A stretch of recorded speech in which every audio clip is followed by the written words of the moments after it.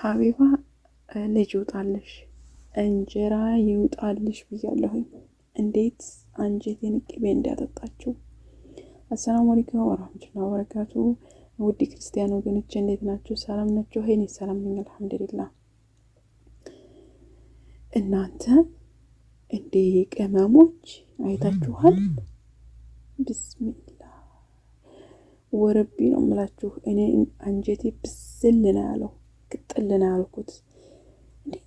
እንዴት የልጃቸውን ገበና እንዴት ሶሻል ሚዲያ ላይ መተው ወንድ ይዛ ያላውቅም። የኢትዮጵያ እናትና አባቶች ወይት ለመድረስ እንደሆነ ምን አስተሳሰባቸው ምን እንደሆነ አላውቅም። አረ ወይን ነው የምትሄዱት? ምንድነው ሐሳባችሁ? ጠይብ ወልዳችሁ የማሳደግ ግዴታ ኃላፊነት አለባችሁ። እኛ ወለዱን አምጡና አላልንም እዚህ ምድር ላይ እናንተው ፈልጋችሁ ነው የወለዳችሁን። ስለዚህ አሁን እንደዚህ ይህን ያህል ገበና ይህን ያህል ወላሂ በቃ እናትና አባት እንደዚህ ነው።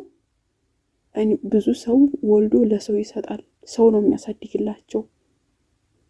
በኋላ ያ ልጅ ትልቅ ነገር ላይ ሲደርስ ወይ የሆነ ቦታ ላይ ሲደርስ እናትን ህቅቁል ዋሉዴና አሁን በሙስሊሞች የእናትና የአባት ሀቅ የሚሉት ነገር አለ።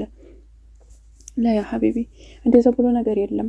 خلاص እንዴ አሁን ይቺ ልጅ አሁን አባቷ ይሄንን ማውራት ነበረበት ማለት አንቱ ማለት ነው። እርሶ ወላሂ ለልጆ ጸሎት ቢያረጉላት አይሻልም?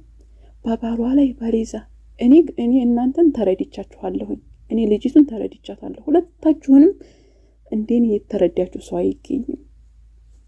ምክንያቱም እናንተ ተመካከራችሁ አብኩታችሁ ፈትፍታችሁ ነው ይች ልጅ ስሟን ለማጠልሸት ስሟን ለማስጠቆር አብድ ያለችን ለማስባል ተመካከራችሁ ነው ሁለት ሆናችሁ የመጣችሁት እንጂ ይቺ 17 ዓመቷ ልጅ ምን ትሰራለች እንትኑ ላይ እግረኛው ሚዲያ ላይ?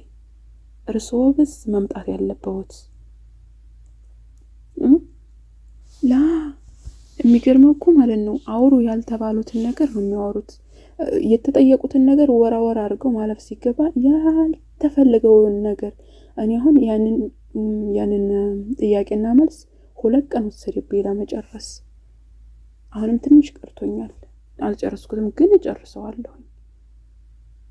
እናትና አባት ለልጆቻችሁ የልጆቻችሁን ገበና የልጆቻችሁን ምስጢር ያልደበቃችሁ ማንም ይደብቀው? እናንተ ለልጆቻችሁ ጸሎት ዱዓ ካላደረጋችሁ ማን ነው? ቆይ ጊዜው እኮ በጣም ነው የሚያስፈራው እንዴ ፋዘር ይሄን ያህል እህቲቱ ማለት ነው። አንቺ በሁለታችሁ መካከል ገብተሽ ዋሽተሽ ምንም ቢለሽ ማስታረቅ ሲገባሽ የኔን ፈንታ ወሰዱት። ምን አባሽ ፈንታለሽ እዛ ቦታ ላይ? የኔ እህት በጣም ይቅርታ፣ አንቺ በጣም ባለጌ ነሽ እንዴ። እንደው እናንተን የተረዳችሁ አንድ ሰው ናቸው እንጂ ማንም ብዙ አልተረዳም። ምክንያቱም እናንተ ተመካክራችሁ ነው እዚህ ቦታ ልጅቱን ለማጥቆር። እስቲ ከካሜራ ፊት እንደዚህ ያረጋችኋት ከካሜራ ጀርባ ምን እንደምታደርጓት የእግረኛው ሚዲያ ደግሞ ማለት ነው። ልጅቱ የተሰደደችው ጥፋት አለበት በ99 ነው። እስከ 2010 ልጅቱ ስደት ላይ ናት። እስከዛ ድረስ የተሰራው ቤት ነው፣ የተገዛ ቦታ ነው፣ የተሰራ ቤት ነው።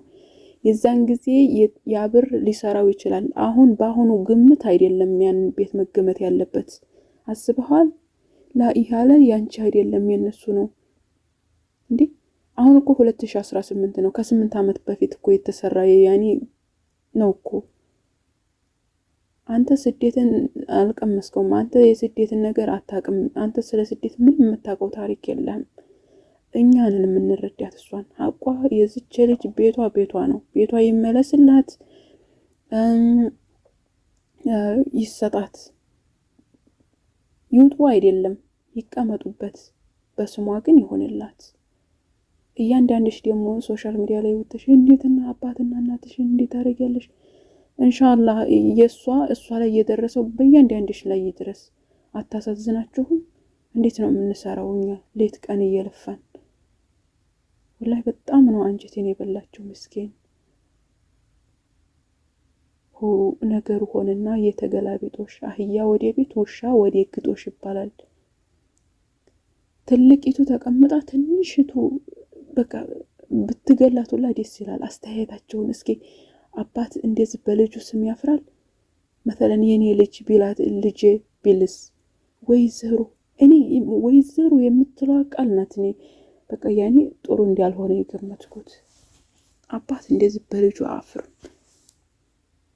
በልጁ ቢያንስ ጸሎት ማድረግ ዱዓ ማድረግ አለ። እናንተ አባትየው ማለት ነው በ9 ዓመቷ ለሰው ሰጣኋት አለ። ሰው ነው ያሳደጋት፣ ሰው ቤት ነው ያደገችው። ከሰው ቤት ነው ወደ አረብ ሀገር በትንሽነቷም ተድራለች። የሚገርማችሁ ሱብሃንአላህ። ወላሂ እኔ እንደ ኢትዮጵያ እኔ አረብ ሀገር እናትና አባቶችን አይቼ የኢትዮጵያዎችን ሳይ ማለት ነው ልክ እንደ ጥላት ነው የሚያውን።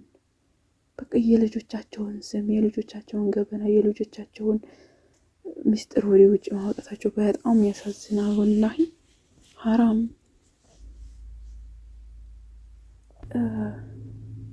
ደግሞ ማለት ነው የአረብ ሀገር ሄደው ሲመጡ እንኳን 12 ዓመት አይደለም 12 ሰዓት ተቆዩ ሃይማኖታቸውም ጾባያቸውም ይቀየራል።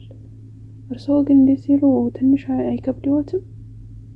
ይሄ እኮ ብቻ አይደለም የሚገርመው ያን 12 ዓመት የአረብ ሀገር ብር ሙጥጥ አድርገው ከበሉ ተላሱ ታጣጣሙ በኋላ እኛ መሰደው خلاص والله ይቅርታ ጠይቁን።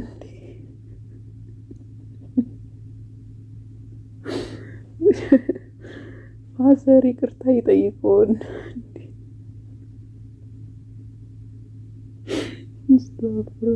ግን ለምን እንዲሁ አላውቅም። በጣም ነው ያሳቀኝ እንዲህ ማለታቸው እንዴ! ኦ ማይ ጋድ! ይቅርታ ይጠይቁን። አረብ ሀገር ያለን ሰዎች ከዚህ መማር ምን እንዳለብን ታውቃላችሁ? ውዲ ቆንጂትና